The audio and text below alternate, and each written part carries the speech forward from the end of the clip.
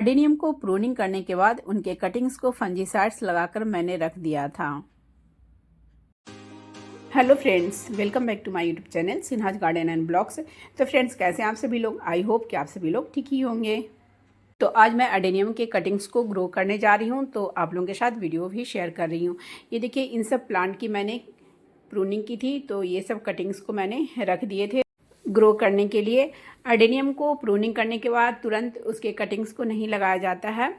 कम से कम 3-4 दिन तक रख दीजिए, तो फिर उसके कटिंग्स को आप ग्रो कर सकते हैं।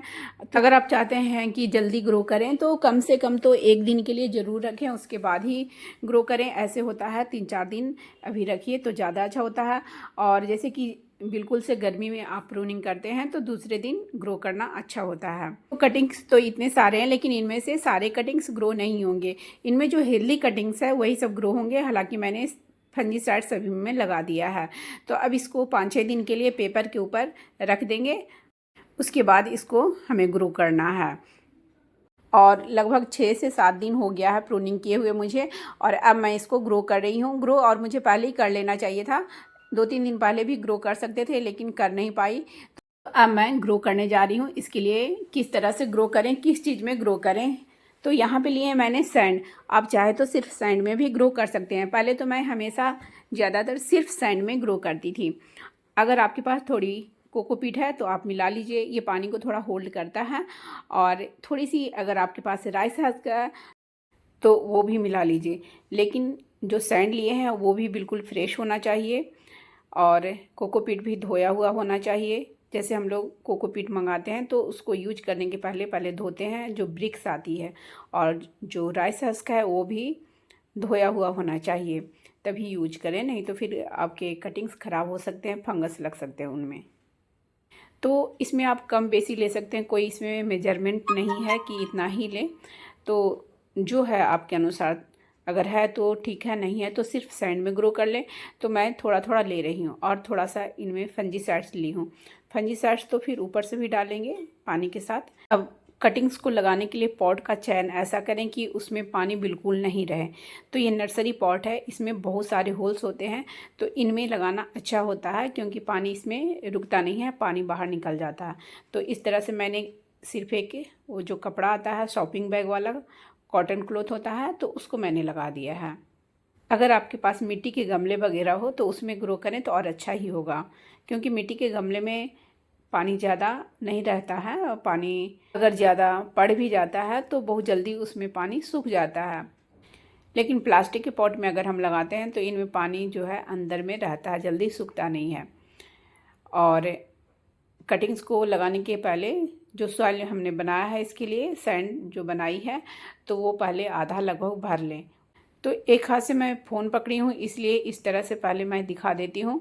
सारे कटिंग्स को इस तरह से मैं यहाँ पे हल्का हल्का प्रेस कर कर रख रही हूँ। अभी ऊपर से मुझे और जो सैंड हमने बनाया है, मिक्स किया है, उसे डालना है।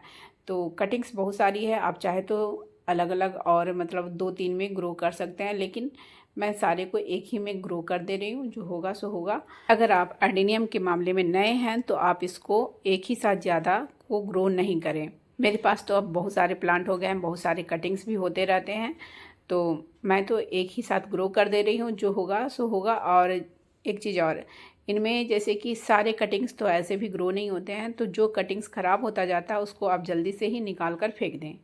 नहीं तो होगा क्या कि एक के कारण सारे में फंगस लग जाएगी, तो सारे हो सकता है ख़राब हो जाए। तो इसलिए आप लगाने के बाद हमेशा चेक करते रहें, अगर कोई ख़राब हो रहा है तो उसको जल्दी बाहर निकाल कर फेंक दें। तो कटिंग्स का चयन ऐसा करें जो कटिंग्स मैच्योर हो। ज़्यादा पतला कटिंग्स एडेनियम्स का नहीं लगता है, हेल्दी हो, मैच्योर हो, वैसे कटिंग्स को ही आप चूज करें। तो इस तरह से मैंने बहुत सारे कटिंग्स इसमें डाल दिए हैं, एक ही में डाल दिया। मैं पहले 2 पॉट में सोच रही थी डालूंगी, लेकिन फिर मैंने एक ही में डाल दिया, और ऊपर से सैंड भी भर दी हूँ। जो मैंने अभी बनाया था राइस हस्क का, हल्का सा कोकोपीट भी मिलाई थी, तो उसमें और ऊपर से भी भर दी हूँ। और अब है पानी देने की बारी, और थोड़ा बहुत इसमें सैंड आप मिला सकते हैं। अगर कोई ज़्यादा कटिंग्स नीचे दब गया है तो थोड़ा उठा भी सकते हैं, अभी कोई दिक्कत नहीं होगी, लेकिन बाद में फिर आप हिला नहीं सकते, क्योंकि कटिंग्स को अगर हम बार बार हिला देंगे या किसी तरह वो हिल जाता है तो फिर उसमें रूट्स नहीं आ पाएगी। तो ये इस तरह से 1-2 बार इसको मतलब हल्का सा पॉट को हिला दें, डुला दें, पटक दें, ताकि इनमें नीचे में कोई भी एयर पॉकेट ना रहे। अगर एयर पॉकेट रह गया तो फिर उससे भी कटिंग्स ख़राब होते हैं। तो इस तरह से मैंने तो बहुत सारे इसमें कटिंग्स डाल दिए। अब इसमें पानी डालेंगे। ये देखिए 1-2 बार और मैंने इसको इस तरह से कर दिया। अब ये अच्छे से सेट हो गई है। जो हमने इसमें सैंड वगैरह डाला है मिला हुआ, तो वो अच्छे से बैठ गया। अब इसमें कोई एयर पॉकेट नहीं रहेगी। और अब हम डालते हैं पानी।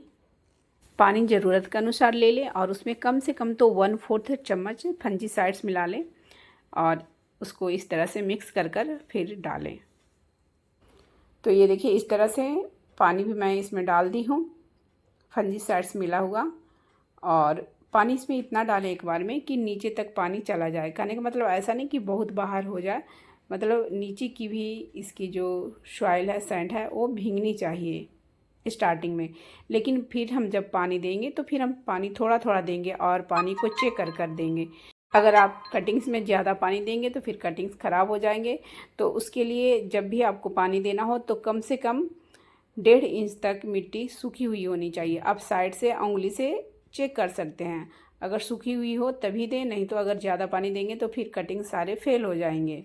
एक बात, कटिंग्स को हमें रखना कहाँ है, तो कटिंग्स को जब तक इनमें न्यू ग्रोथ स्टार्ट नहीं हो जाए तब तक आप इसको ऐसी जगह पे रखें जहाँ पे मतलब शेड हो, हल्की फुल्की छनकर धूप आती हो। स्टार्टिंग में तो बिल्कुल से शेड में रखनी है।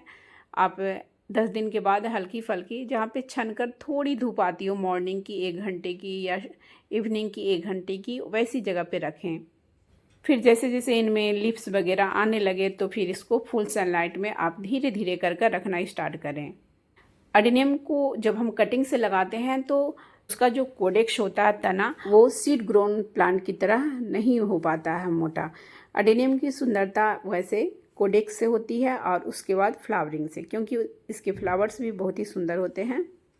तो कटिंग से लगाने की बात है तो इस तरह से आप कटिंग से लगाएं तो कटिंग्स इसमें कम से कम तो 50% ज़रूर ग्रो हो जाएंगे। सारे कटिंग्स तो ऐसे भी नहीं लगते हैं अडेनियम के, बहुत सारे कटिंग्स इसके फेल हो ही जाते हैं। तो पानी इस तरह से उंगली से चेक कर दें और पानी अभी कम से कम 1 सप्ताह तो इसमें नहीं हमें देना है। तो इस तरह से अडेनियम के कटिंग्स को लगाएं और इस तरह से केयर करें तो फिर आपके ज़्यादा से ज़्यादा कटिंग्स सक्सेस हो जाएंगे। तो फ्रेंड्स, मेरी वीडियो अगर अच्छी लगी हो तो प्लीज़ मेरी वीडियो को लाइक करें, शेयर करें एंड कमेंट्स करें। और मेरे चैनल में जो पहली बार आए हैं तो प्लीज़ मेरे चैनल को पहले सब्सक्राइब कर लें, बेल आइकन्स को भी प्रेस कर दें ताकि जब भी मैं अपनी न्यू वीडियो डालूं तो उसकी नोटिफिकेशन आपको समय से मिल जाए। Bye bye friends, thanks for watching. मिलते हैं फिर नेक्स्ट वीडियो में।